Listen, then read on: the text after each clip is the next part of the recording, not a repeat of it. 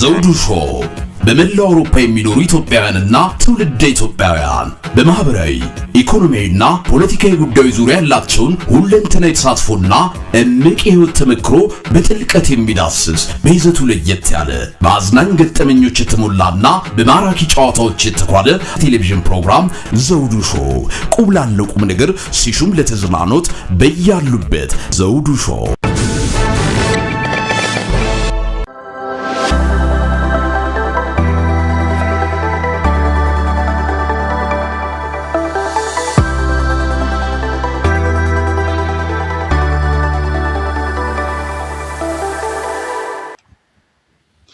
ሰላም ጤና ይስጥልን ክቡራን ተመልካቾቻችንና አድማጮቻችን ዘውዱ መንግስቴ ነኝ ከዚህ ከአገር እንግሊዝ የዝግጅት ክፍላችን ከእናንተ ክቡራን ተመልካች አድማጮቻችን ጋር የምናደርገውን ዝግጅት አጠናቀን መጥተናል። እናንተም አብራችሁን ቆይታ እንደምታደርጉ ተስፋ እናደርጋለን። የዛሬ ዝግጅታችንን በተመለከተ በተለይም ዜናዎቻችንን በተመለከተ ከደቂቃዎች በፊት ማቅረባችን የሚዘነጋ አይደለም። ዜናውን ለተከታተላችሁ ከልብ እናመሰግናለን። ላልተከታተላችሁ ደግሞ ጎራ ብላችሁ የዘውዱ ሾው ዜናዎችን ብታዳምጧቸው በጣም መልካም ነው እንላለን። የሀገራችን ወቅታዊ ጉዳዮች በተመለከተ እንደዚሁም ደግሞ በእስራኤል እንደዚሁም በአሜሪካ ጋራ በቅርጅት ሆነው በኢራን ላይ እየተደረገ ያለውን ጦርነት ከፍተኛ የሆነ ውጊያን በተመለከተ አጠር ያሉ ዘገባዎችን አቅርቤላችኋለሁ። እሱን ብትከታተሉት መልካም ነው እንላለን። አሁን እንደሚታወቀው በተለይም በሀገራችን ወቅታዊ ጉዳዮች ላይ ትልቅ እና አማራና እንደዚሁም በትግራይ መካከል ያለ ውዝግብ የተፈጠረባቸው የወልቃይት ጠገዴ፣ ጠለምት እንደዚሁም ደግሞ የራያ ጉዳይ እንደሆነ ይታወቃል። የወልቃይት ጉዳይ ለአማራው ማህበረሰብ ቀይ መስመር ነው። ከዚህ በኋላ እንደከዚህ ቀደሙ ማንም አሳልፎ የሚሰጣችሁ አንድም አካል የለም ብለዋል። አማራ ቆርጦ ተነስቷል። በምንም ተአምር ወደኋላ የሚመለስበት እንዳልሆነ ይታወቃል። በተጓዳኝ ደግሞ በትግራይም በኩል የትግራይ ህወሓትንም ጨምሮ ሌሎችም እሊቶችም በጣም በርካታ የፖለቲካ ተፎካካሪ ፓርቲዎች ፌዴራል መንግስቱ ህጋዊ እውቅና ያላቸውን ጭምር ሳይቀር በጋራና በአንድነት ሆነው ከዚህ በኋላ የምንደራደረውና የምንለማመጠው ማንም የለም፣ በፍጹም ቦታና ይዞታችንን በኃይልም በጉልበትም እናስመልሳለን የሚል መግለጫ ከጊዜያዊ አስተዳደሩ ፕሬዝዳንት ጨምሮ እንደዚሁም የህወሓት ፕሬዝዳንት ዶክተር በዚህ ጉዳይ ላይ የሰጧቸው በጣም በርካታ መግለጫዎችና ማስፈራሪያና ዛቻዎች ሁሉ አሉበት። በአማራም በኩል ደግሞ እንዳልኳችሁ ቀይ መስመራችን ነው ብሏል።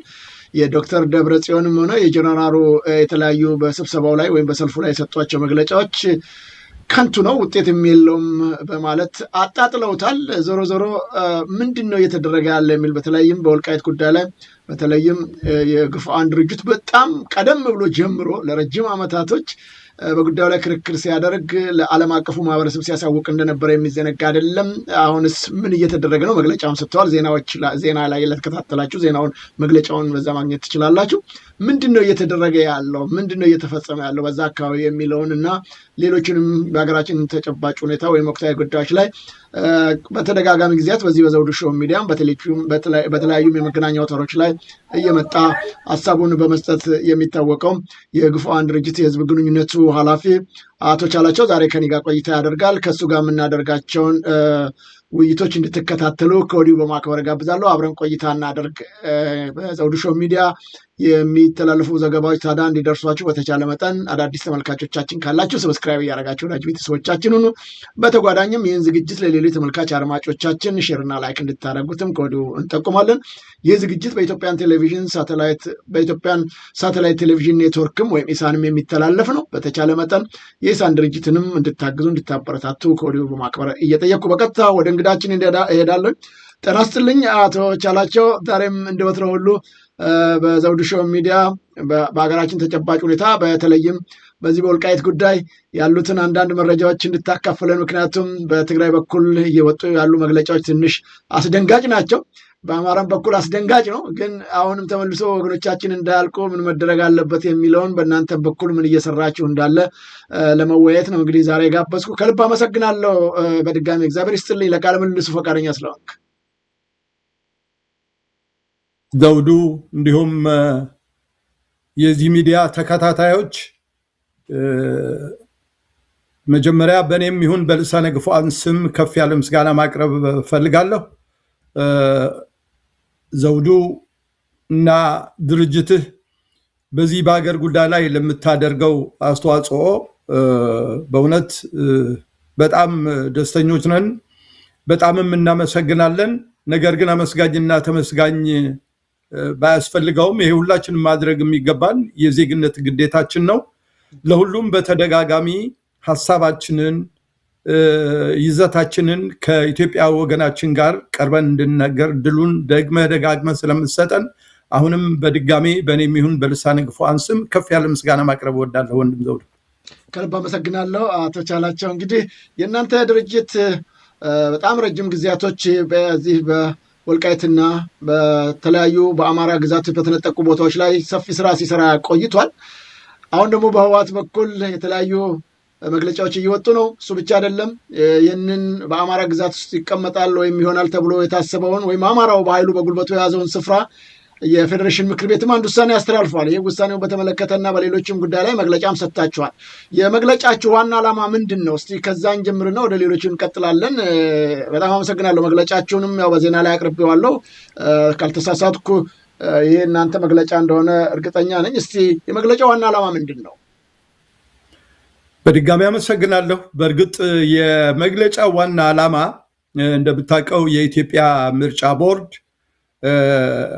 የወልቃይት ጠገዴ፣ ጠለምት፣ ራያ አማራ የሆነ ከ45 ዓመት በላይ የማንነት ጥያቄ እንዳለው አገር ለመሆን ያሰበው የትግራይ ነፃ አውጪ ድርጅት ኢትዮጵያን ለመበተን አማራን ከምድረ ገጽ ለማጥፋት በሚያደርገው ትግል ላይ ከፍተኛ ጥያቄ አንግቦ ሲታገልም ሲጠይቅም የቆየ ህዝብ መሆኑ እየታወቀ አሁን ደግሞ የለውጥ መንግስት መጣሁ ብሎ የህዝቦችን ጥያቄ መመለስ ሲገባው በምንም ይሁን በምንም የተጠየቀው ጥያቄ ከመመለስ ይልቅ ምርጫ ቦርድ ወልቃይት ጠገዴ፣ ጠለምት፣ ራያ እነዚህ ኦፍላ እና አላማጣን በሙሉ ባለፈው ሳምንት በትግራይ ክልል ሆኖ ምርጫ እንዲካሄድ የሚል ውሳኔ ማስተላለፉ ይታወቃል። መግለጫችን ላይ ማስቀምጠነዋል። ይሄ በእውነት የአማራን ህዝብ ከመናቅ ጥያቄውን በቀጥታ ካለመመለስ የመጣ እብሪተኝነት መሆኑን ህዝባችን ግልብጥ ብሎ ያው አንተም እናንተም የእናንተ ሚዲያም ዘግቦታል። በእነዚህ ፍርደ ገምድል የሆነ ፍርድ በተፈረደባቸው አካባቢዎች ላይ ህዝቡ ግልብጥ ብሎ እኛ አማራንን መሆንም ያለብን ጥያቄያችን መመለስ ያለበት በአማራ ክልላዊ መንግስት እንጂ ይሄ እኛን አይመጥንም በሚል ከፍተኛ ቁጣ ያለው ሰልፍ በአይነቱ ታይቶ ተሰምቶ የማያውቅ ከፍተኛ ሰልፍ አድርጎ ቅሬታውንም በሰልፍ ብቻ ሳይሆን ህጋዊ የሆነ ወረቀት በመጻፍ ለኢትዮጵያ ምርጫ ቦርድ በማስገባት ምርጫው እንዲቀለበስ ተደርጓል። ይሄ ህዝቡ የጠየቀው መጀመሪያ ማንነታችን ይመለስልን፣ አማራዊ ማንነታችን ተረጋግጦ ምርጫ የምናካሄድ መሆኑ የሚረጋገጥም ከሆነ በአማራ ክልላዊ መንግስት ሆነን የመምረጥ እድላችን ይመቻች ብሎ የጠየቀው ጥያቄ በሌላ መልክ መንግስት ይፈልገው ወደ ነበረው ሁኔታ ምክንያቱም አካባቢው የወልቃይት ጠገዴ፣ ጠለምት፣ ራያ አካባቢ ለአማራ መመለስ የማይፈልገው መንግስት ይመኘው ወደ ነበረው በራሱ ስር በፌደራል ስር ቁጥጥር ስር እንዲሆኑና ምርጫው ከትግራይ አውጥቶ በሱ ስር እንዲሆኑ ማድረጉ ሰሞኑን ያስነሳው ግርግር አይተሃል። በእርግጥ በእኛ አካባቢ ነገሩን እንደበጎ ያዩት ሰዎች እንዳሉ ሁሉ የትግራይ ሰዎች ደግሞ ድርጅቶችም ይሁን ቤተ እምነቶችም ይሁን ከሊቅ እስከ ደቂቅ በሙሉ በመውጣት መንግስት እነዚህን ታሪካዊ የትግራይ ቦታዎች ወደ አማራ ክልል ራሱ ወሰደ የሚል ትናንትናም ጀምሮ በሰላማዊ ሰልፍ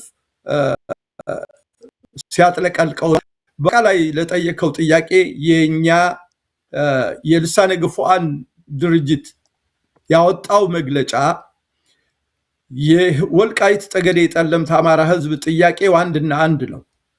ይሄ የቅንጦት ምርጫ በመምረጥ ላይ ሳይሆን አማራዊ ማንነቴ የአማራ ህዝብ ከአጥናፍ እስከ አጥናፍ ዋጋ ከፍሎ እጁ ላይ ያስገባውን አማራዊ ነፃነቱ እውቅና መንግስታዊ እውቅና ተሰጥቶት በአማራ ክልላዊ መንግስት ሆኖ መምረጥ የሚገባውም ከሆነ በዛ እንጂ ትናንትና ለ45 ዓመት ሙሉ ደም ካፈሰሱ ህግ ጥሰው ደም አፍስሰው አገር አፍርሰው ያንን አካባቢ አገር ለመሆን ፈልገው ወደ ትግራይ በአካለሉት ቦታ ውስጥ ሆኖ ምርጫ እንዲመርጥ ማድረጉ ህገወጥ መሆኑን እኛ ደግሞ ይሄ ጥያቄ በትክክል እስካልተመለሰ ድረስ ከትግራይ አውጥቶ ወደ ፌደራል ማድረግ ማለት በምንም መልኩ ተቀባይነት የሌለው መሆኑን ለህዝባችን ለማሳወቅ ነው የዚህ መግለጫ ዋናው ዓላማ።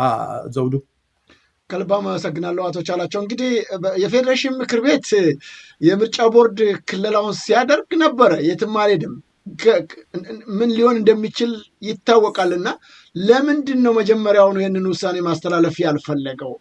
አንዱ እሱ ነው። ሁለተኛ ደረጃ ወይ በትግራይ ላይ ብሎ ያልወሰነው ወይም ደግሞ ለአማራ ብሎ ያለመወሰኑ እና በፌዴራል ሱር ብቻ እንዲደረግ ማድረጉ ምንድን ነው ከበስተጀርባ ያለው ተንኮልና ሌላ ዓላማ ያለው ስራ ያለው እንደሆነ ብዙዎች ይገልጻሉና በእናንተ በኩል ይህንን እንዴት አይታችሁታል? አዎ ብዙ ነገሮችን ማንሳት ቢቻልም እንደው አንዱ አሁን ለምሳሌ ሁመራ፣ አድረመጥ፣ ኮረም፣ ኦፍላ፣ ጠለምት፣ ራያ አላማጣ እነዚህ ኮንቴስትድ ኤሪያ አጨቃጫቂዎች ስለሆኑ በፌደራል ስር ሆነው ነው ምርጫ ማካሄድ አለባቸው የሚል ነው እንግዲህ የመንግስት አርጊውመንት መንግስት ያቀረበው። በመጀመሪያ ደረጃ ይሄ ክህደት ነው። መንግስት ፕሪቶሪያ ሄዶም ክዷል። አሁንም ቢሆን ትልቅ ክህደት ነው። እነዚህ ቦታዎች የትግራይ ነፃ አውጪ ድርጅት አገር ለመሆን ፈልጎ ከኢትዮጵያ ተገንጥሎ ታላቋን ትግራይ ለመመስረት በኃይል ራያ፣ አላማጣ፣ እነዚህ እነ ኦፍላ እነ ኮረም አካባቢ ከወሎ፣ ጠለምት፣ ጠገዴና ወልቃይት ከጎንደር የወሰዳቸው የጎንደር ታሪካዊ ቦታዎች የወሎ ታሪካዊ ቦታዎች እንጂ አጨቃጫቂ ቦታዎች አይደሉም። የአማራው ከትግራይ ተከዜን ተሻግሮ ሄዶ ከትግራይ ይገባኛል ብሎ ያነሳው ጥያቄ የለም። አንዱ ክህደት የሚጀምረው ከዚህ ነው። እነዚህ ኮንቴስትድ ኤሪያ አይደሉም፣ አጨቃጫቂዎች አይደሉም። የትግራይ ነፃ አውጪ ድርጅት አገር ለመሆን ፈልጎ በኃይል ከአማራው መንግስት ከጎንደርም ከወሎም ወስዶ ታላቋን ትግራይ ለመመስረት የወሰዳቸው ታሪካዊ ቦታዎች ናቸው። በእነዚህ ቦታዎች ብቻ መውሰድ ብቻ አይደለም፣ በዚህ አካባቢ ይኖር የነበረ ህዝብ አልቋል። የትግራይ ነፃ አውጪ ድርጅት ኢትኒክ ክሊንዝ ይፈጽሟል፣ ክራይም ኤገንስት ሁማኒቲ አካሂዷል የሚል ትልቅ እንትኖች አሉን። በእኛ በኩል ስንታገልባቸው ህዝቡ ሲታገለው የቆየ ይሄ መሆኑ እየታወቀ አጨቃጫቂ በሚል ፈርጆታል። ቅድምም ባነሳኸው ጥያቄ ከመጀመሪያውም ጀምሮ በዛ መሄድ ሲገባው እንግዲህ ከበስተጀርባው ምን ሊኖር እንደሚችል ብዙ መላምቶች መምታት ይቻላል። በእርግጥ ይሄ በመንግስት የሚመለስ ቢሆንም ግን ሲጀመር ጀምሮ አጨቃጫቂ ቦታዎች አይደሉም። ህዝቡ አሁን እየጠየቀ ያለው ምርጫ የመምረጥ ሳይሆን አማራዊ ማንነቴ ይረጋገጥልኝ፣ ህዝቡ ራሱ መንግስት ፈልጎ ሳይሆን አማራው ከአጥናፍ እስከ አጥናፍ ተዋግቶ ይመኘው የነበረ ነፃነቱን እጁ ላይ አስገብቷል። አሁን ይሄ በስመ ፌደራል በስመ ምርጫ እንደገና አማራ ዋጋ ከፍሎ ያመጣውን ነፃነት በፌደራል ስም ከእጁ ነጥቆ ለመውሰድ የሚደረግ ታሪካዊ ክህደት በጠራራ ፀሐይ ክህደት ነው የታየው። ስለዚህ እኛ ዋናው ዓላማችን አሁንም ወደ ምርጫ ከመሄዱ በፊት ሊሟሉ የሚገባቸው ነገሮች አሉ። ይሄ ቦታ አጨቃጫቂ አይደለም። በትግራይ ነፃ አውጪ ድርጅት የተወሰደ ቦታ መሆኑ መንግስት እውቅና መስጠት መቻል አለበት። በሁለተኛ ደረጃ ይሄ ቦታ ያለው ህዝብ የመምረጥ መብቱ የሚረጋገጠው መጀመሪያ መንግስታዊ እውቅና ማግኘት ሲችል ነው የሚል ነው እንግዲህ የኛ ክርክር። ስለዚህ ሁለት ነገሮችን በአጠቃላይ ማንሳት ይችላል። ያንተውን እንዲህ ለማጠቃለል ሲባል መንግስት እነዚህን ቦታዎች አጨቃጫቂ ስለሆኑም አይደለም አጨቃጫቂ በሚል ወደ አማራ ታሪካዊ ቦታ መመለስ አይፈልግም መንግስት። ምክንያቱም መንግስት ያንን አካባቢ ካልተቆጣጠረ መንግስት ሆኖ የማይቀጥልበት ብዙ ምክንያቶች አሉ። መልክዓ ምድራዊ አቀማመጡ፣ በዛ አካባቢ ያለው ሀብቱ፣ ንብረቱ መንግስት በዚህ አማካይነት እዛ ቦታ ሆኖ ደንበር እጠብቃለሁ፣ ሰላም አስከብራለሁ እያለ በአጠቃላይ በዛ አካባቢ የትግራይ ነፃ አውጪ ድርጅት ይጠቀምበት የነበረውን ነገር ሁሉ እየተጠቀመ በትረ ስልጣኑን ለማርዘም በትረ ስልጣኑን ለማስቀጠል የአካባቢ መቆጣጠር የግድ ይላል።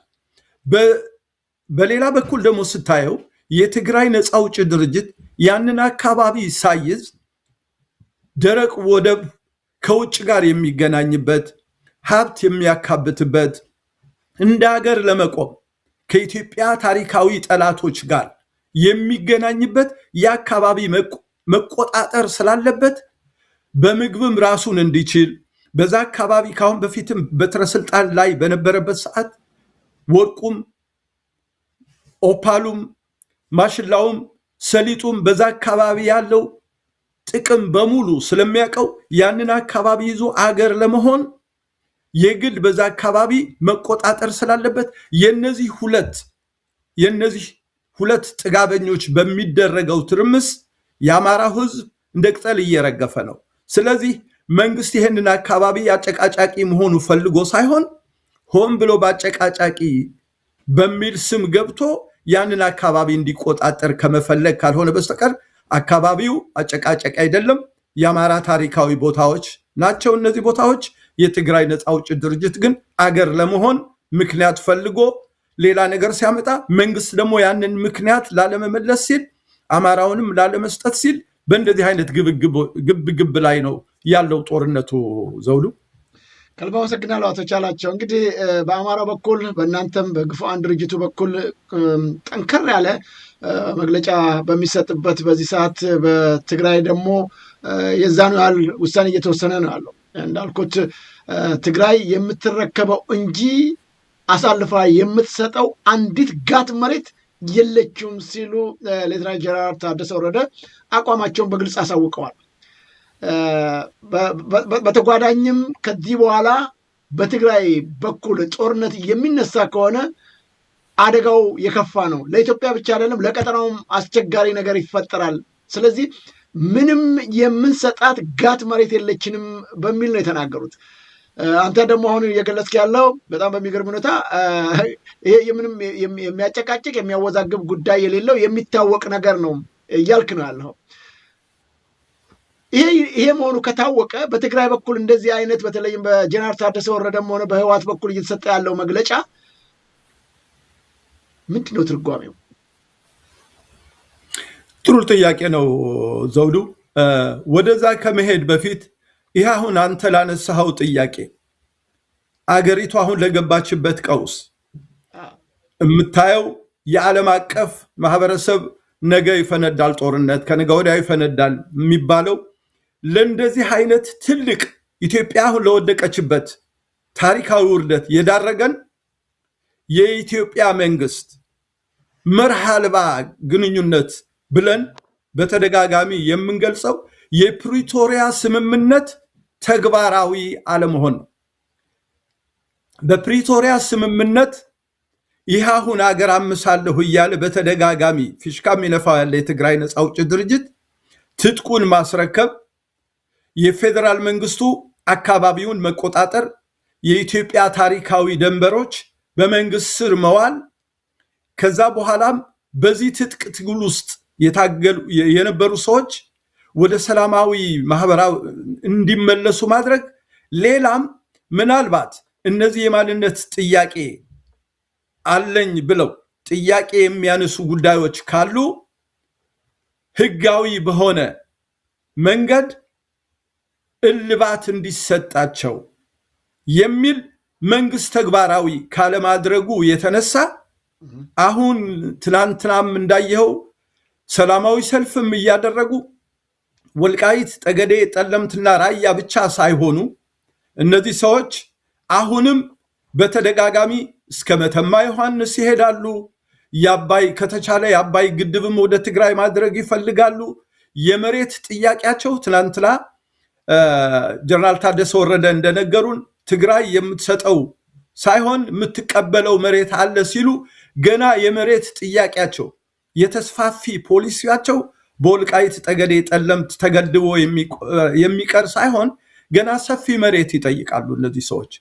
እነዚህ ሰዎች ሰላም የሚሰጡት አንደኛ ወይ 4 ኪሎ በቁጥጥራቸው ስር ማድረግ ሲችሉ መንግስቱን እነሱ ሲቆጣጠሩት እነሱ ኢትዮጵያን እንደፈለጉ ካላደረጓት በስተቀር በዚህ ተወስነው የሚቀሩ ሰዎች አይደሉም። ትናንትና መጨረሻ ጊዜ ትናንት ብቻም አይደለም በተደጋጋሚ ያሳይተውናል።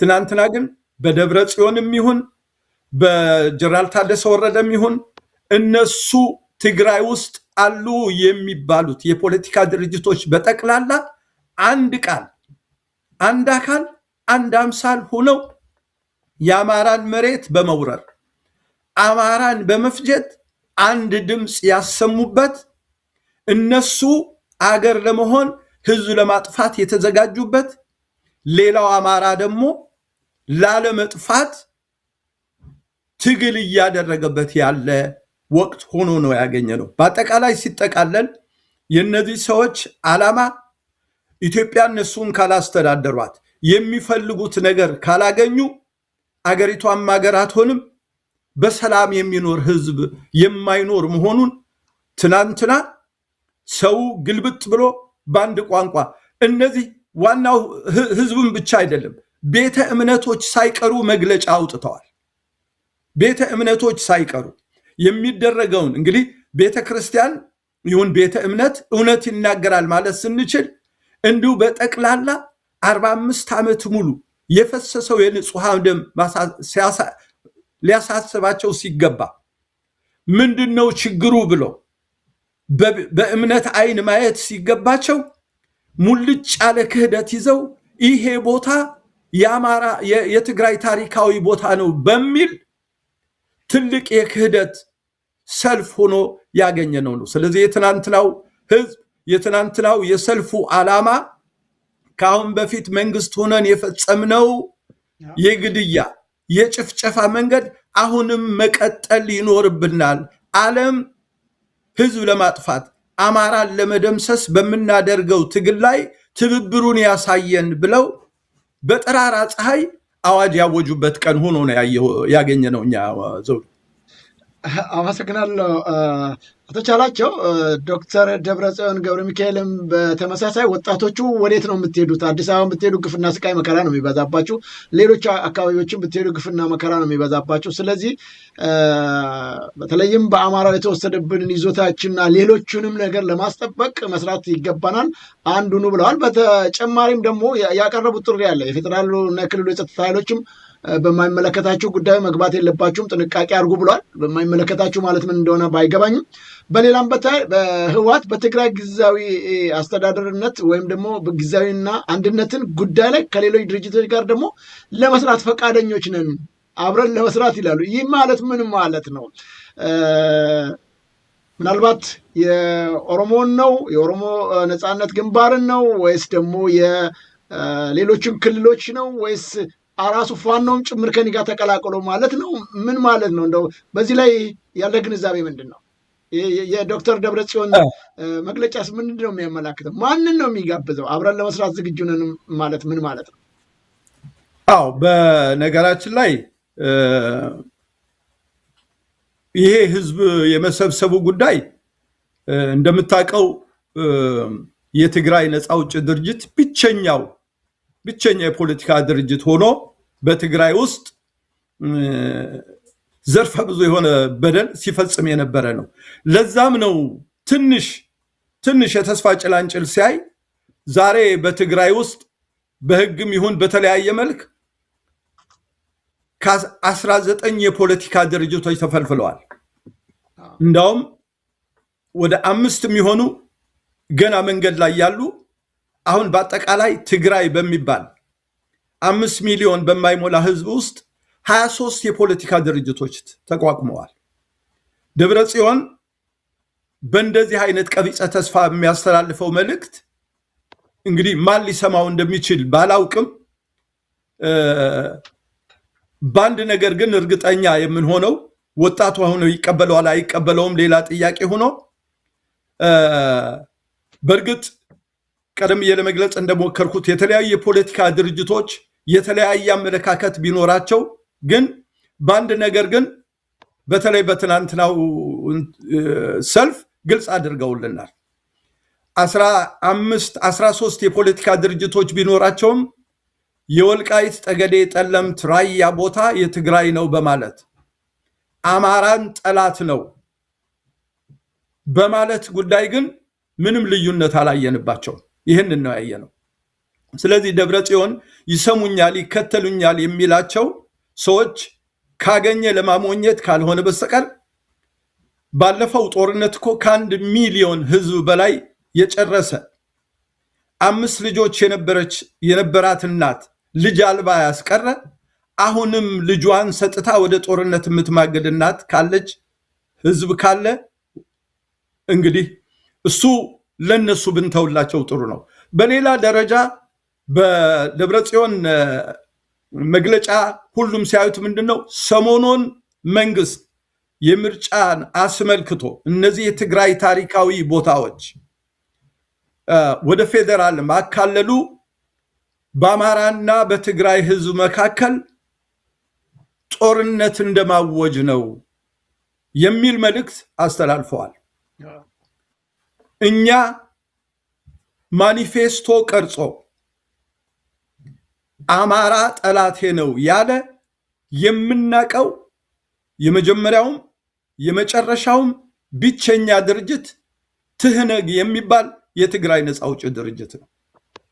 የትግራይ ነፃ አውጪ ድርጅት አማራ ጠላቴ ነው፣ የአማራ ታሪካዊ ቦታዎች ወልቃይት ጠገዴ ጠለምት ራያ አላማጣ በሙሉ የኔ ነው ማለት ምን ማለት ነው?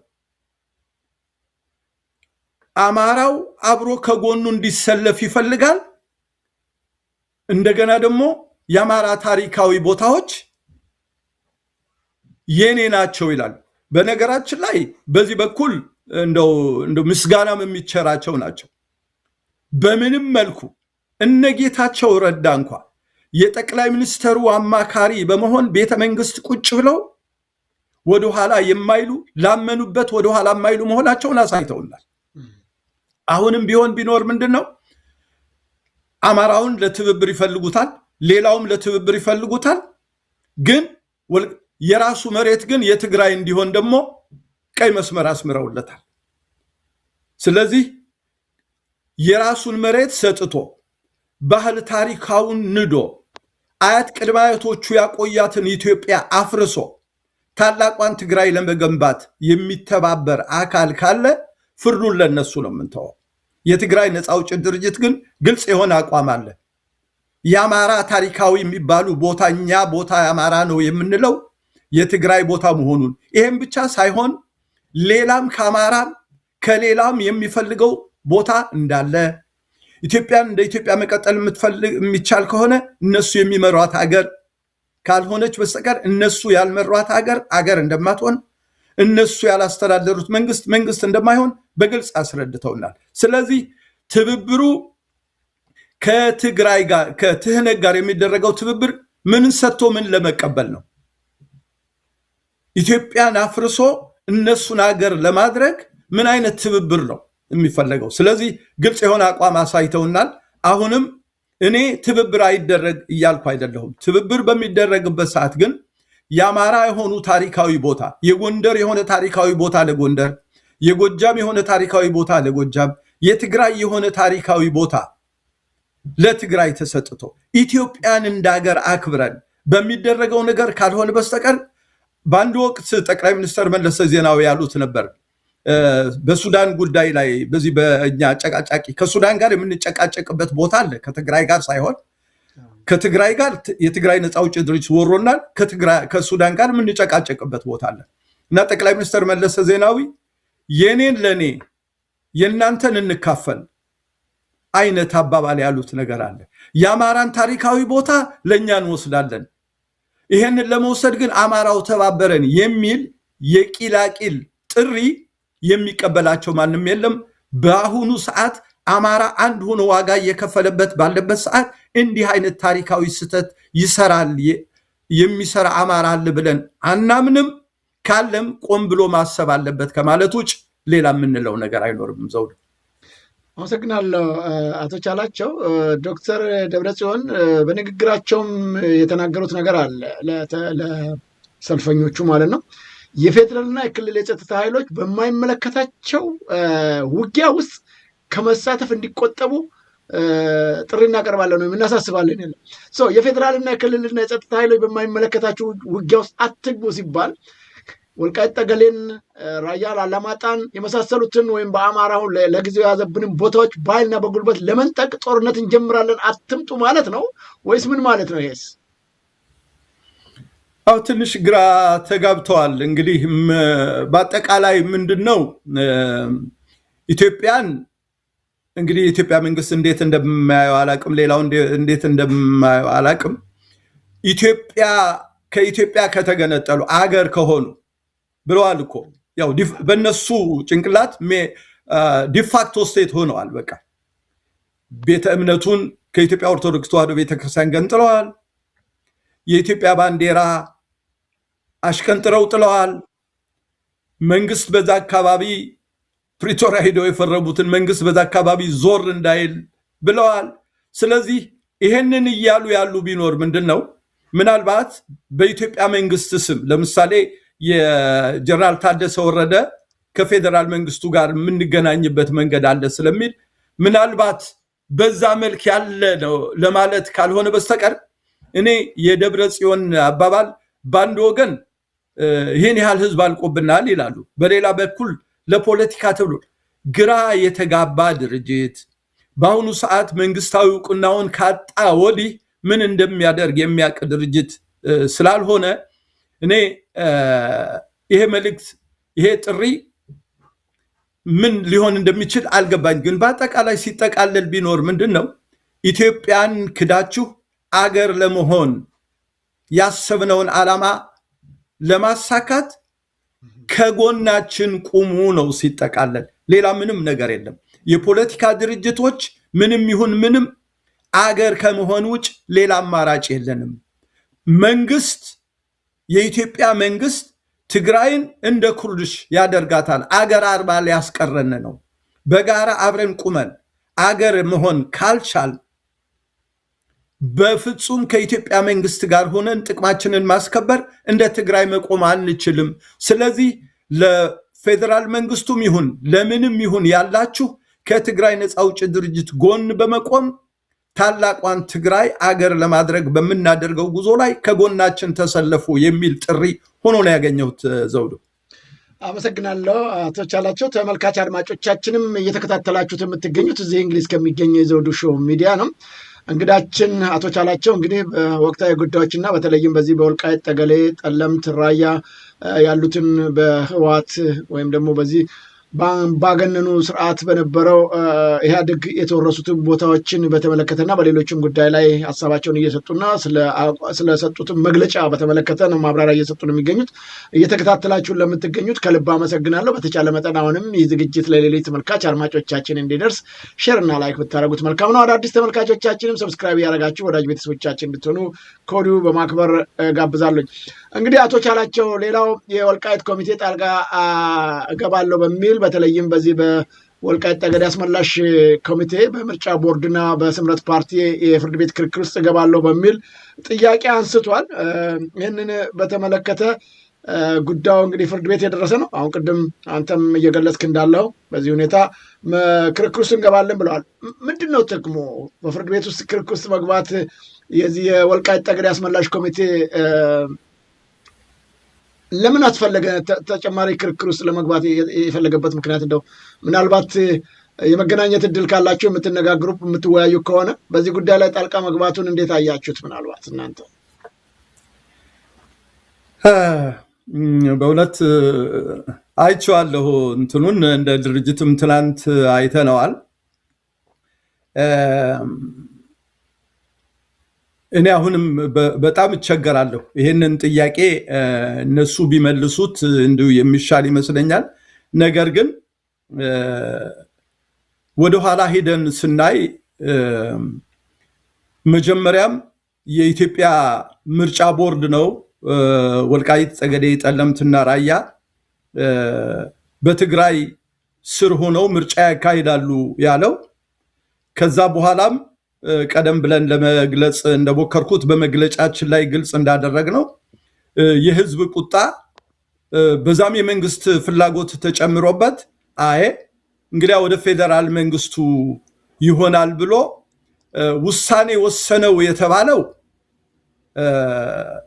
በእርግጥ ምርጫ ቦርድ ቢያቀርበውም ምርጫ ቦርድ ይህንን ውሳኔ የወሰንኩት የፌዴሬሽን ምክር ቤት ባስተላለፈው ትዕዛዝ መሰረት ነው የሚል ነው እንግዲህ ከምክንያቱ የሰማነው። ስለዚህ ህግ አስፈጻሚውም ህግ ተርጓሚውም ዋናው አልፋ ኦሜጋ አድራጊው ፈጣሪው የፌዴሬሽን ምክር ቤት ከሆነ ምናልባት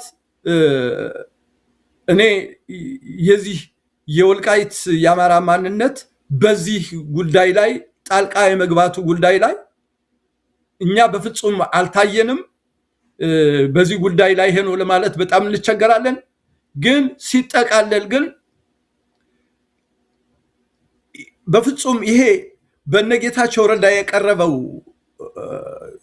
ክስ ተግባራዊ ሊደረግ እርባና ቢስ መሆኑ ግልጽ ሆኖ እያለ በዚህ መሃል ጣልቃ የመግባቱ ጉዳይ ላይ በእውነት እኔ ይህንን እነሱ ቢመልሱት እንደው የሚሻል ይመስለኛል።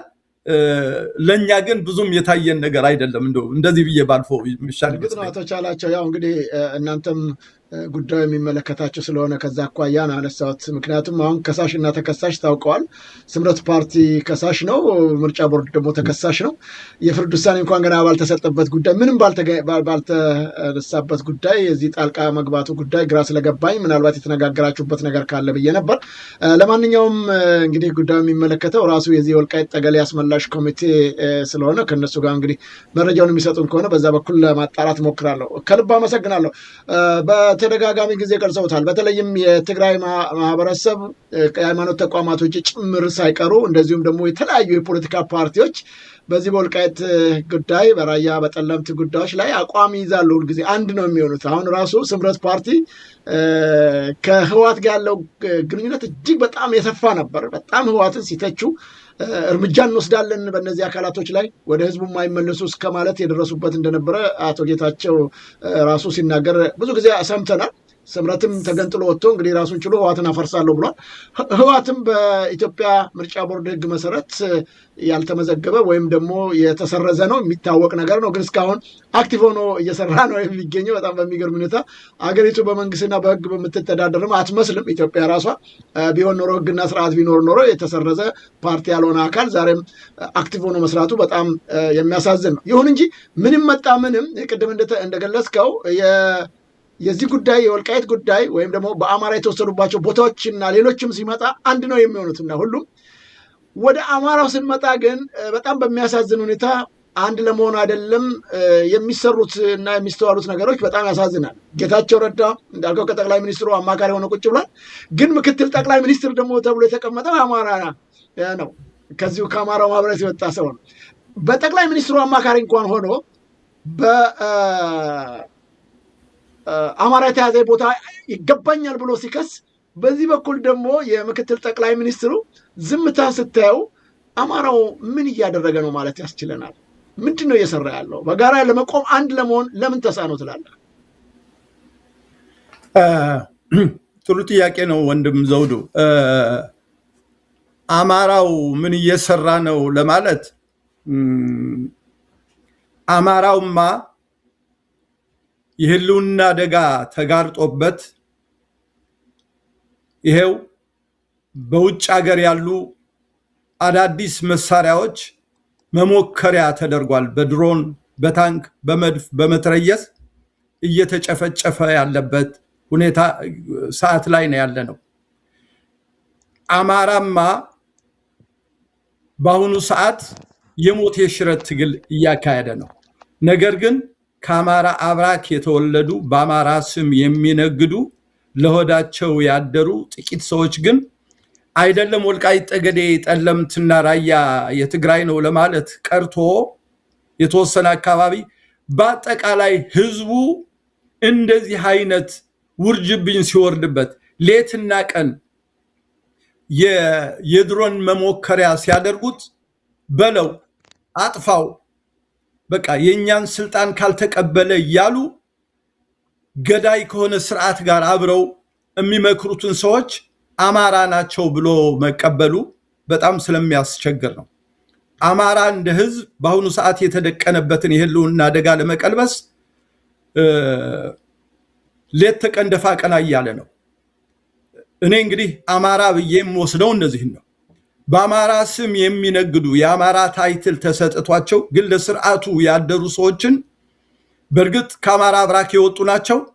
ስነ ልቦናቸው ግን ጸረ አማራ የሆነ አመለካከት ያላቸውን ሰዎች አማራ ብሎ ለመቀበል በጣም እቸገራለሁ።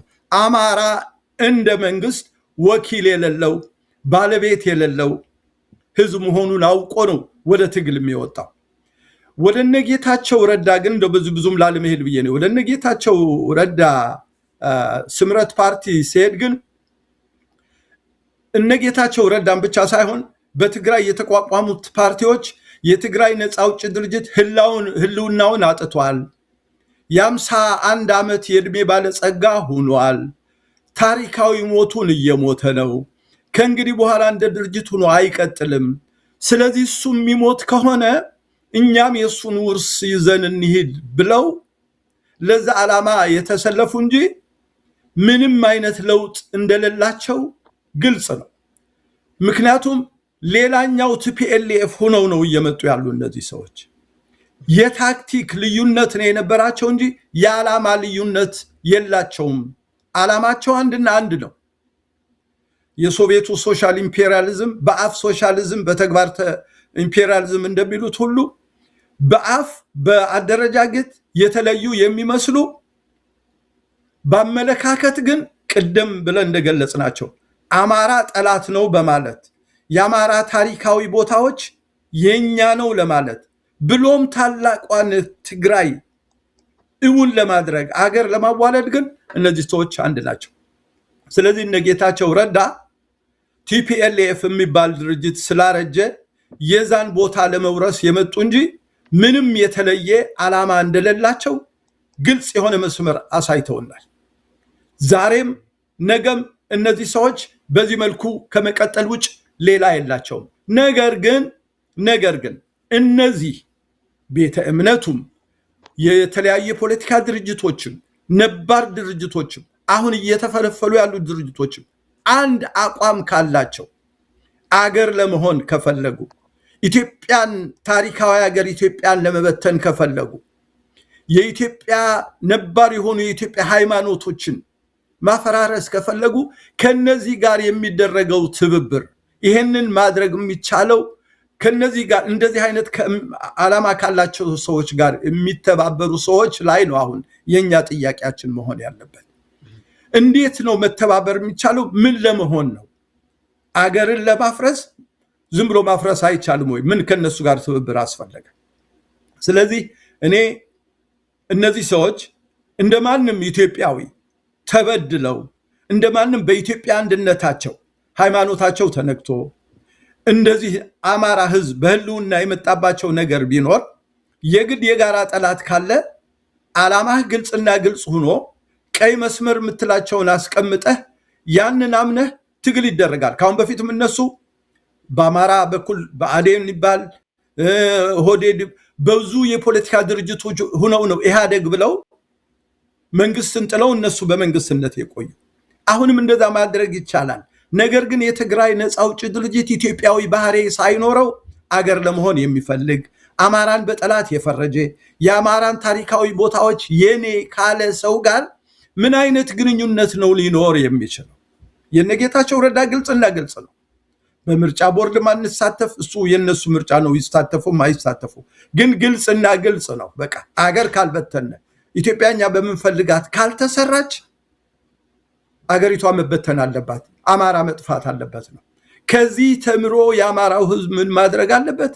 የኔም ያንተም የሁሉም አማራ ህዝብ ይሄ ቀላል ጥያቄ አይደለም። አዎ አንዳንድ የአማራ ህዝብ አሁንም በስም አማራ የሚነገዱ ነገሮች ቢኖሩም አማራው አሁንም ለአንድነቱ ለኢትዮጵያዊነቱ በሰላም ለመኖሩ ትግል እያደረገ እንዳለ ሁሉ ግራ የተጋቡ አገር ለመሆን ለሚፈልጉ ሰዎች ጋር ትብብር የሚያደርጉ ሰዎች እንዳሉ እናውቃለን። በጊዜው ሰዓት ያው ስራቸው ጊዜያቸው እየገለጠው ስለሚመጣ ስለዚህ እንደዚህ አይነት አገርንም ታሪክንም ትውልድንም ሊንድ ከሚችል ትብብር ጋር የሚደረግ ግንኙነት ጥንቃቄ ባለው መልኩ ቢሆን የተሻለ ነው ብለን አበክረን እንደ ድርጅት መምከር እንፈልጋለን።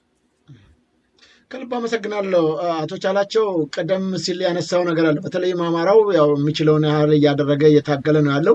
የመሳሪያ መሞከሪያም አድርጎታል አብይ አህመድ ብለሃልና አሁንም አላበቃም። ከፍተኛ ቁጥር ያለው መሳሪያ በመግዛት በተለይም በአማራው ላይ እያደረሰ ያለው ውድመት እጅግ የከፋ ነው። አሁንም ተመልሶ ወደ አዘርባይጃን በመጓዝ የተለያዩ ተጨማሪ መሳሪያዎችን ለመግዛት ተንቀሳቅሷል። አዘርባይጃን መግባቱ ይታወቃል። በጣም በሚገርም ሁኔታ ይህንንም የመሳሪያ ሽያጭና ግዢ በምስሉ ላይ እንደምታየው የፕሬዝዳንቱ ልጅ ነች ይህንን የምታዋውለው የምትደልለው። በዚህ ሁኔታ እየተፈጸመ ያለ የሀገሪቱ ሀብትና ንብረት እየጠፋ ባለበት በዚህ ሰዓት ሀገሪቱን ለማጥፋት በሚደረገው እንቅስቃሴ ላይ በጋራና በአንድነት መቆም ሲገባ ዛሬም ጭምር በተለይም የዚህ የአማራው ኃይሎች በእርግጥ አማራ አይደሉም የሚያስብሉ ምክንያቶች ቢኖሩም እንኳን እጅግ በሚገርም ሁኔታ ከፍተኛ መንግስት ስልጣን ላይ የተቀመጡት ለግል ጥቅምና ሆዳቸው ነው እንኳን ብለን ብናስብም ዛሬም ጭምር ከአማራው ወይም ከፋኖ ጋር እየታገለ የሚገኘው አማራው ማህበረሰብ አለ። ሚሊሻ ብትለው ልዩ ኃይል ብትለው እና በጣም ቁጥሩ የበረከተ የብልጽግና ኃይል ዛሬም ይህንን ትግል በማደናቀፍ እንደዚህ እንደምታየው የመሳሪያ መለማመጃ መሞከሪያ እያደረገ ነው የሚገኘው ህዝቡንና ለነዚህስ ምንድነው ያለ መልእክት? ምንድነው መደረግ ያለበት? እነዚህ ሁሉ መቼም እንደው እንደ ሰው ነው የሚያስቡት፣ በደመ ነፍስ የሚንቀሳቀስ ሰው አለ ማለት አያስችልምና እነዚህ ሚሊሻዎቹ ልዩ ኃይሉ እንደዚሁም ደግሞ በየወረዳውና በየአካባቢው ያሉት የብልጽግና ሰዎች ምን እንዲያደርጉ ነው ያንተ የምክር ሀሳብ? እስቲ ወንድም ዘውዱ ሁለት ነገሮችን ለይተን እንይ። ቅድም ባቀረብከው መሰረት አሁን የኢትዮጵያ መንግስት ትልቁ ስራው ብሎ የያዘው የሰሜኑ ክፍል ተባብሮብኛል፣ ለስልጣኔ አደጋ የሆኑት በብዙ አቅጣጫ አገር ውስጥም በውጭም እንግዲህ እንደሌሎቹ ካሁን በፊት እንደነበሩት የኢትዮጵያ ባለስልጣኖች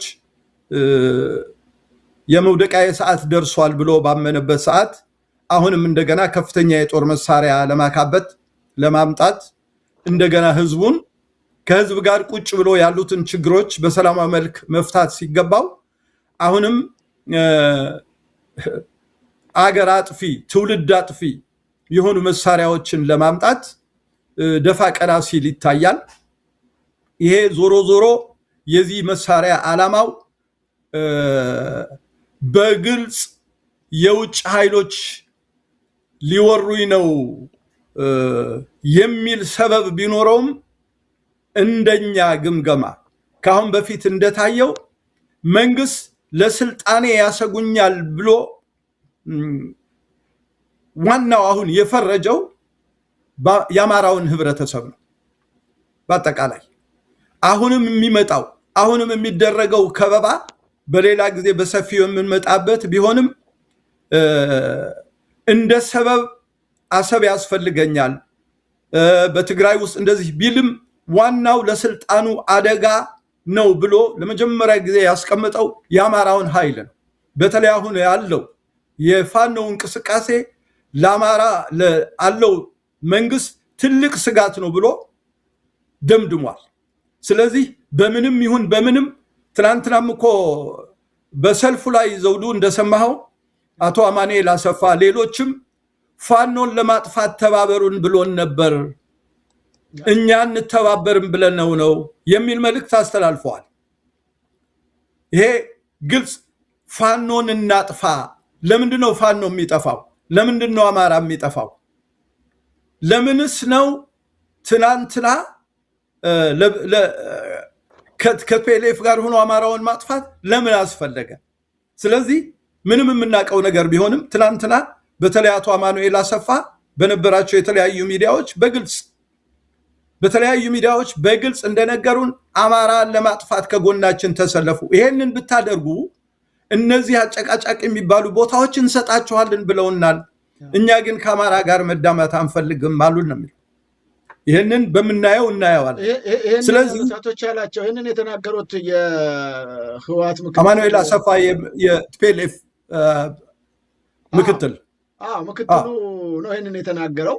ለተለያዩ መገናኛ አውታሮች ገልጾታል። እርግጥ ነው ግን ይሄንን ከአማራው ጋር እንዋጋም ብሎ አብይ አህመድ ያነሳውን ጥያቄ ሪፊውዝ ያደረገ ወይም አንቀበልም ያለ ፓርቲ ወይም ህወሓት አሁን ደግሞ የሆነ በጀነራል ታደሰ ወረደና እንደዚሁም በዶክተር ደብረጽዮን ደግሞ ጋት የምታክል መሬት አንሰጥም፣ ትግላችን ይቀጥላል፣ እርምጃ እንወስዳለን፣ ይህ ጦርነት ሲጀመርም ደግሞ ማንም ጣልቃ ትግቡብን እያለ ነው ያለው።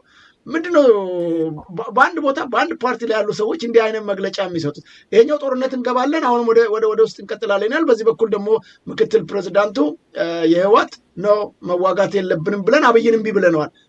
አይጋጩም? ሁሌ እንደተጋጨባቸው ናቸው። በቃ እነሱ የማይጋጭ ነገር ቢሰሩ ነው የሚደንቀን እንጂ ይሄ የተጋጨ ነገር አመላቸው ነው። የማይሉት ብዙ ነገር የለም። ግን ወደ ዋናው ዓላማ ስመልስ ይሄ የአቶ አማኑኤልን ያነሳሁበት ምክንያት አማራውን ለመፍጀት በጎናችን ቁሙ፣ እነዚህ የእናንተንን የምትሉት በህግም የእናንተ የሆኑ ቦታዎች እንመልስላችኋለን፣ እኛ ግን እምቢ አልነው ያለው መንግስት ይሄንን ለማድረግ ነው። አሁን የመሳሪያ ጋጋታ ለማምጣት የሚፈልገው ዋናው ለመንግስቴ አደጋ ይሆናል ብሎ በመጀመሪያ ጊዜ የፈረጀው የሀገር ውስጥ ጠላት አማራውን ነው። በሁለተኛ ደረጃ ህወሓት የትግራይ ነፃ አውጪ ድርጅት፣ አሁንም ሌሎች ቅድም ያነሳው ትብብር የሚፈልገው ለሱዳን እያገለገለ ያለው ከሌሎች ጋር ቦታ ፈልጎ ስፍር ቁጥር የሌለው መሳሪያ እያገባ ያለው ዋናው አገር ለመሆን እንቅፋት ሆነኝ ብሎ ማኒፌስቶው ላይ ጠላት ብሎ የፈረጀው አማራው ነው። ዞሮ መንግስትም የሚያመጣው መሳሪያ ትልቁን እልቂት እየፈጸመ ያለው በአማራ ህዝብ ነው። ትህነግ አገር ለመሆን አደጋ ይሆኑብኛል ብሎ በጠላት ፈርጆ ያስቀመጠውም የአማራ ህዝብ ነው። ስለዚህ ይሄ የመሳሪያ ጋጋታ የጠቅላይ ሚኒስትሩ ወደዛ መሄድ ሁሉም የሚመጣው ያለ ኢትዮጵያ እንደ ኢትዮጵያ እንድትቆም ከሌላው የኢትዮጵያ ወገኑ ጋር ለኢትዮጵያ አንድነት አስተዋጽኦ ካደረጉት ኢትዮጵያኖች አንዱና ዋናው አማራ ስለሆነ አማራ በሁለቱም አካባቢ የአብይ መንግስትም ለስልጣኑ ያደጉኛል በሚል የትግራይ ነፃ አውጪ ድርጅትም አገር እንዳንሆን እንቅፋት የሆነን አማራውን ነው ማጥፋት ያለብን። አማራ ለማጥፋት ደግሞ ምናልባት የ4 ኪሎ ጥም ያላቸው ሰዎች ካሉ 4 ኪሎ እናስገባቸዋለን ብለን ቃል ብንገባባቸው ትንሽ እነሱ ማግኘት እንችላለን። ሌላውም እንደዚህ አድርገን ካሁን በፊት የተለመደ እኮ ነው። ከኦሮሞ ጋር ትልቅ ከሆነው የኦሮሞ ህዝብ ጋር እኮ አንድ ሆኖ ፒኤልኤፍ ተዋግተው አዲስ አበባ በትረ ስልጣኑን ከያዙ በኋላ እነዚህ ሰዎች እኮ እዛ የነበረውን የኦሮሞ ህዝብ እንዴት አድርገው ከጨዋታዎች እንዳደረጉት ያውቃሉ። አሁንም ያ የተለመደ ታሪካቸውን ለመስራት ነው እየሄዱበት ያለ መንገድ። ስለዚህ እነሱ በሚሄዱበት ቢሄዱም ቅሉ ይሄ አሁን የአማራ ህዝብ አንድነቱን አጠናክሮ ወደ አንድ እየመጣ ዋጋ እየከፈለ ትግሉን ዳር ለማድረስ ጥሩ ጅማሮ ጀምሮ ያለው የአማራ ህዝብ ግንኙነት መፍጠር አስፈላጊ ነው ብሎ ቢያምንበትም ከማን ጋር ነው ግንኙነት የሚፈጥረው? ምን ሰጥቶ ምን ለመቀበል ነው? እነዚህ ሰዎችስ ዛሬ አንድ የምታደርጋቸው ነገ ጧት እንደገና ሌላ ችግር ውስጥ አለመግባቱን ዋስትና ምንድነው በሚለው ላይ ሁላችንም አንዱ መካሪ አንዱ ተመካሪ ሳይሆን ሁላችንም እንደ ኢትዮጵያዊ ዜጋ ቆም ብለን ልናስበው የሚገባ ጉዳይ ስለሆነ የትግራይ ነፃ አውጪ ድርጅት አገር ከመሆን ውጭ ሌላ ዓላማ የለውም። የተፈለፈሉት ድርጅቶች ነግረውናል፣ አገር መሆን ነው የምንፈልገው። ራሱም ድርጅቱ አገር መሆን ነው የምንፈልገው። እነዚህ አሁን ያሉት ቦታዎች አይደለም፣ ሌላ የምንፈልገው ቦታ አለ። ያ የምንፈልገውን ቦታ ስናገኝ የትግራይ ሪፐብሊክ እንመሰርታለን። ይሄንን ላለ ህዝብ አገር ለመሆን የትግራይ ነፃ አውጪ ድርጅት አገር ለመሆን እኔ የምተባበረው እኔ ከጎን የምቆመው በየትኛው ሂሳብ ነው? ስለዚህ እኛ የተለየ መካሪዎች የተለየ ራዕይ ኑሮን ባይሆንም እንደ ዜጋ ግን እንደ ኢትዮጵያዊ ልናስበው ልናየው የሚገባ ግን በሁሉም አቅጣጫ በመንግስትም አቅጣጫ በቲፒኤልኤፍም እየመጣብን ያለ አቅጣጫ ኢትዮጵያን እንዳገር የሚፈትን ትልቅ አደጋ ውስጥ የሚጥል ስለሆነ ትልቅ ትኩረት የሚሰጠው በሰከነ አንደበት በሰከነ አእምሮ በማስተዋል ሊኬድበት የሚገባ ጉዳይ ላይ ደርሰናል። የሚደረገው ግንኙነት ሁሉ ጥንቃቄ ተደርጎ ምን ሰጥቶ ምን ለመቀበል ነው የሚለው ቀይ መስመር የሚሉትን ነገር አስምሮ የሚያገናኝ ነገር ካለ አንድነትን የሚጠላ ህብረትን የሚጠላ ነገር የለም። አንድነት ጉልበት ነውና። ነገር ግን ዛሬ ለታክቲክ አንድ ሁነን ነገ ደግሞ እንደገና ሌላ ጦርነት ለመክፈት ከሆነ ካሁኑ በዚህ ጉዳይ ላይ ብናስብበት ጥሩ ነው ከማለት ውጭኛ ሌላ የምንለው ነገር የለም። ዘውዱ ከልብ አመሰግናለሁ አቶ ቻላቸው። እንግዲህ በሰፊው ሄደንበታል። በተለይም በመግለጫችሁ እንደዚሁም ደግሞ በህወሓት በኩል ስላለው ተንኮልና ደባ ከአማራው ማህበረሰብ ጋር ለሚፈጠረው ግጭት እንደዚሁም ደግሞ ስለ ፌዴሬሽን ምክር ቤቱ ውሳኔዎችና ስለ ሌሎችም በሰፊው ገልጸልናል። ከልብ አመሰግናለሁ። እንግዲህ በቀጣይ ደግሞ ሌሎችን ጉዳዮች እንዲሁ እየተከታተልን ለህዝባችን ለወገኖችን ማሳወቅ የሚገባንን ጉዳይ እንደምናሳውቅ ተስፋ አደርጋለሁ። በእናንተም ድርጅት በኩል ያሉ አዳዲስ መረጃዎች ሲኖሩ እንደዚሁ እንደምታካፍሉን ተስፋ አደርጋለሁ። እንግዲህ ሰዓታችንም ይገድበናል። እዚህ ላይ በእኔ በኩል ጥያቄዎችን ጨርሻለሁ። ምናልባት ለኢትዮጵያ ህዝብ በአጠቃላይ ምንድን ነው የምታስተላልፈው መልእክት ካለ? በሀገርም በውጭም ሀገራችን ኢትዮጵያ በየጊዜው ጦርነት እጅግ በሚያሳዝንና በሚያሳፍር ሁኔታ ችግር ውስጥ ነን ያለ ነው። ከዚህ ጦርነት ችግርና መከራ እንድንወጣ ከጠቅላላው ከኢትዮጵያኖች እንደዚሁም ደግሞ በተለይም ከአማራው ይሄ ግፍና መከራ ከበዛበት አማራ ማህበረሰብ የምታስተላልፈው መልእክት ካለ ድሉን ለአንተ ልስጥና በዚህ እንቋጫለን። አመሰግናለሁ። ከልብ አመሰግናለሁ ዘውዱ። እኔ ብዙም የማስተላልፈው ነገር ባይኖርም እጄን በእጄ ቆረጥኩት እንዳይሆን አገርን ለማፍረስ ካሰፈሰፉት ሰዎች ጋር የሚደረግ ትብብር ትኩረት ተሰጥቶት ቢታሰብበት ጥሩ ነው። አሁን ያለንበት ኢትዮጵያን ህዝቡ አንድ ሆኖ ማዳን ካልቻለ በመንግስትም በኩል እየተሄደበት ያለ አሁን ባለው በትግራይ ነፃ አውጪ ድርጅትም እየተሄደበት ያለ አገሪቷን በታሪኳ አይታው ወደማታቅ ሁኔታ የሚያስገባ ጉዳይ ላይ ስለሆነ ከመቼውም በበለጠ ስክነት የተሞላበት ብስለት የተሞላበት አካሄድ እንድንሄድ የሚጠይቅበት ጊዜ ላይ የደረስን ይመስለኛል። በሌላ ደረጃ ወደ አካባቢያችን ስንመለስ የወልቃይት ጠገዴ ጠለምት የአማራ ህዝብ አሁንም ቢሆን መንግስት ለአማራ ህዝብ አዝኖ ሳይሆን ስልጣኑን ለማራዘም እየተሄደበት ያለ መንገድ በግልጽ ተገንዝበን ካሁን በፊትም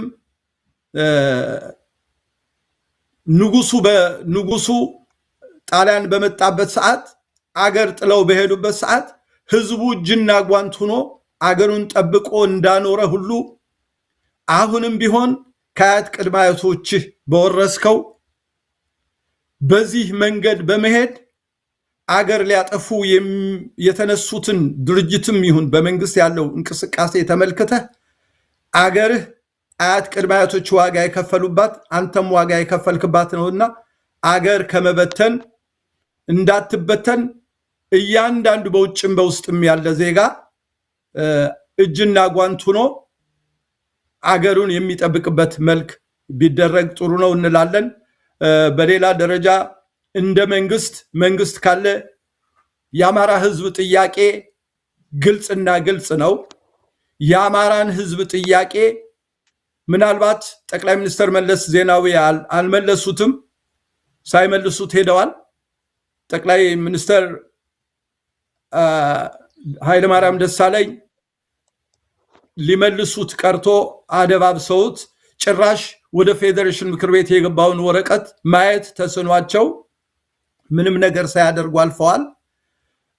ተስፋ ጥለንበት የነበረው የለውጥ መንግስት የሚባልም ለውጥ ይሰጠናል ብለን ሙከራ አድርገናል። ነገር ግን አሁንም እየታየው ያለ ሁኔታ ህዝብና ህዝብ አፋጅቶ ስልጣንን ከማራዘም ያለፈ የህዝብን ጥያቄ መመለስ የተቻለበት ሆኖ አላገኘነውም። የወልቃይት ጠገዴ ጠለምት የአማራን ህዝብ ጥያቄ የህዝብን ጥያቄ የማይመልስ መንግስት ሆኖ አይቀጥልም። መንግስት አሁንም ቢሆን ከጦርነት ይልቅ የህዝቦችን ጥያቄ ለመመለስ ቁጭ ብሎ በተለይ ደግሞ ትላንትና መንግስት ትልቅ አደጋ በገባበት አገሪቷ ትልቅ አደጋ በገባችበት ውስጥ ዋጋ የከፈለውን ትልቁን የአማራን ህዝብ ጥያቄ ትልቁን የኦሮሞን ህዝብ ጥያቄ ትልቁን የህዝብ ጥያቄ አሽቀንጥሮ ጥሎ በጠመንጃ ብቻ ስልጣን አራዝማለሁ የሚለው አጉል ፈሊጥ የትም ስለማያደርስ መንግስት ቆም ብሎ አስቦ የህዝቦችን ጥያቄ ህጋዊ የሆነውን ጥያቄ በህግ መመለስ ይኖርበታል ብለን እናምናለን። ነገር ግን ህዝቡ ግን በምንም መልኩ ሳይዘናጋ ከመንግስትም ከምንም ሳይል የራሱን እጁ ውስጥ የገባ ነፃነት አሳልፎ እንዳይሰጥ መንግስት ወዳጅ ነው ጠላት ነው የሚለው ሳይሆን ህዝቡ ወዳጁ ማን እንደሆነ ጠላቱን ማን እንደሆነ ያውቃል።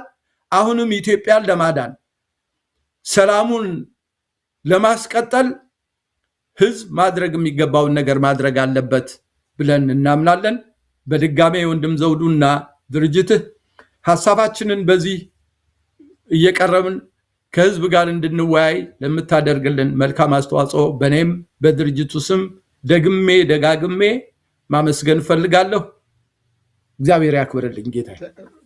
በጣም አመሰግናለሁ አቶ ቻላቸው፣ እግዚአብሔር ይስጥልኝ። ስለ ጊዜም ጭምር ቅድምም እንደገለጽኩት በሌላም ጊዜ አፕዴትድ የሆኑ ኢንፎርሜሽኖች ሲኖር ተመልሰህ ሀሳብን እንደምታካፍለን ተስፋ አደርጋለሁ። ስለ ጊዜ ጭምር አሁንም በድጋሚ እያመሰገንኩኝ ዛሬ ዝግጅታችን በዚህ ቆይተናል። እግዚአብሔር ይስጥልኝ። ታንክ ዩ። ክቡራን ተመልካች አድማጮቻችን ከእንግዳችን ከአቶ ቻላቸው የዚህ ልሳነ ግፉዓን የህዝብ ግንኙነት ኃላፊ ጋር ያደረግነው ውይይቴን ይመስል ነበረ። በሌላ ጊዜ እንግዲህ በሌላ እንግዳ እስከምንገናኝ ሰላም ጤና ይስጥልኝ እያልኩ የምሰናበታቸው ይህንን ዝግጅት በመምራት እስካሁን ከእናንተ ጋር ቆይታ ያደረግኩትን የዘውዱ መንግስት የነበርኩ። መልካም ጊዜ፣ ጤና ይስጥልኝ።